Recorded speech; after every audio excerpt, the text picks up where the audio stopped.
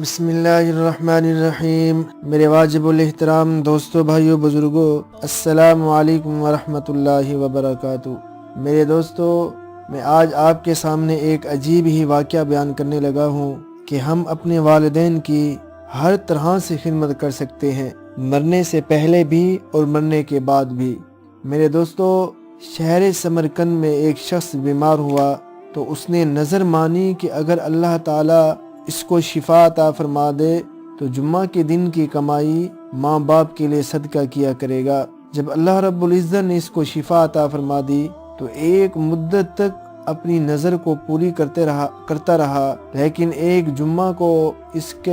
سے کوئی صدقہ کی چیز کرنے کے لیے کوئی میسر نہ ملی، یعنی کہ صدقے کرنے کے لیے کوئی چیز بھی نہ ملی۔ آخر اسی پریشانی کی حالت میں کسی عالم سے دریافت کیا تو اس نے بتایا کہ تم گھر سے نکل کر تربوز کے چھلکے تلاش کرو اور ان کو دھو کر دیہاتی گدھوں کو کھلا دو اور اس کا ثواب اپنے والدین کو بخش دو۔ چنانچہ اس شخص نے عالم کے قول پر عمل کیا تو شب شنبہ یعنی کہ ہفتہ کی رات میں اپنے والدین کو خواب میں دیکھا کہ انہوں نے اپنے بیٹے سے معانقہ کر کے بتایا، ہمارے پیارے بیٹے، نیکی کے سب طریقے تو نے ہمارے لیے استعمال کیے، یہاں تک کہ تو نے تربوز بھی ہمیں کھلا دیا جس کی ہمیں خواہش تھی، بس اللہ رب العزت تجھ سے راضی ہوا۔ میرے دوستو، بھائیو، بزرگو، جب ہم اپنے والدین کی خدمت کریں گے، مرنے سے پہلے بھی اور مرنے کے بعد بھی، انشاءاللہ والدین کی خدمت کی برکت سے اللہ رب العزت ہم سے راضی ہوگا۔